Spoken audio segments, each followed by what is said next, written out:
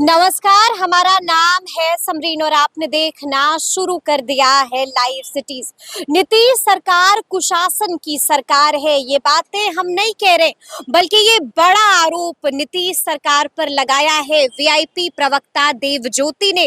देखिए, दरअसल ये पूरा मामला मुजफ्फरपुर से जुड़ा हुआ है। मुजफ्फरपुर में एक सड़क हादसे में विनोद कुमार बुरी तरह से घायल हो गए थे, जिसके बाद उनके परिजन उन्हें अलग अलग अस्पताल लेकर जा रहे थे, लेकिन कहीं से भी उन्हें मदद नहीं मिली थी। जिसके बाद वीआईपी सुप्रीमो मुकेश सहनी आगे आते हैं और उनके परिजन की मदद भी करते हैं। देखिए क्या कुछ कह रहे हैं विनोद कुमार के परिजन, पहले आप उनको सुनिए। मेरा नाम मुंद्रिका सहनी हुआ। मैं मुजफ्फरपुर के रहने वाला हूँ। मेरे दामाद को सरैया में मछली लाने जा रहे थे, उसी क्रम में पिकअप वाले ने धक्का मार दिया और बेहोशी हालत में वो गिर गए और बेहोशी हालत में पड़े हुए थे।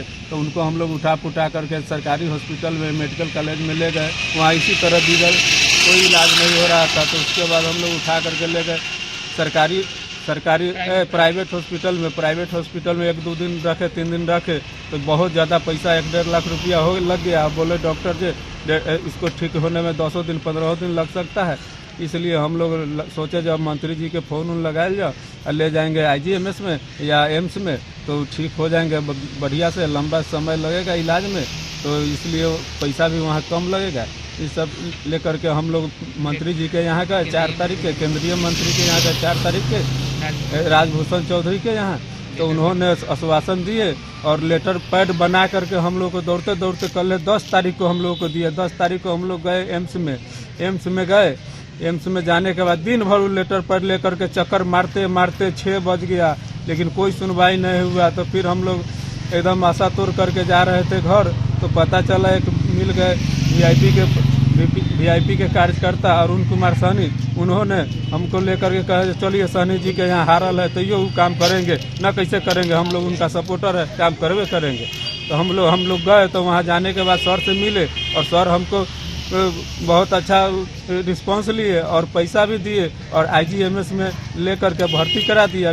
32,000 रुपया यहाँ लगता है, वो पैसा भी दिए। हम लोग दोनों आदमी सोचने लगे जो पैसा तो हम लोग के पास है ही नहीं है, तो हम लोग कैसे भर्ती होगा। तो वही सर दे दिए पैसा, जो लो मेरे गरीब के तरफ से, गरीब है इसलिए मेरे तरफ से लो 32,000 रुपया जाके इलाज करवाओ। हम लोगों ने एडमिट करवा दिए फ़ोन करके और एडमिट है, अभी रोगी का इलाज चल रहा है और ऊपर वाले की कृपा होगा तो रोगी अच्छा हो जाएगा। तो फिर उनको लेकर के हम जाएंगे मुकेश सहनी जी के यहाँ और उनको बातचीत कराएंगे उस रोगी को और आशीर्वाद दिलवाएंगे। वो हम लोगों के लिए, इस रोगी के लिए भगवान हो गए हैं।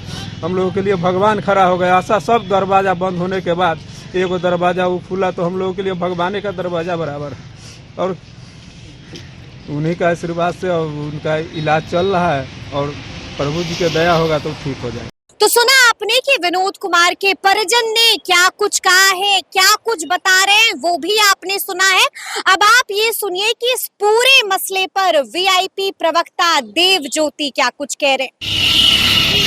इसी को कहा जाता है कुशासन की सरकार। कुशासन की सरकार जो है, जो प्रोपेगेंडा हो रहा है।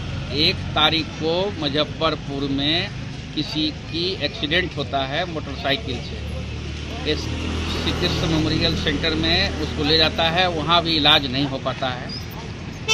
उसके बाद जो है ये प्राइवेट हॉस्पिटल में ले जाते हैं। प्राइवेट हॉस्पिटल में ले जाने के बाद इनका पैसा 1.5 लाख रुपया खर्च होने के बाद ये पैसा देने में सक्षम नहीं होते हैं। प्राइवेट हॉस्पिटल नाम काट देता है।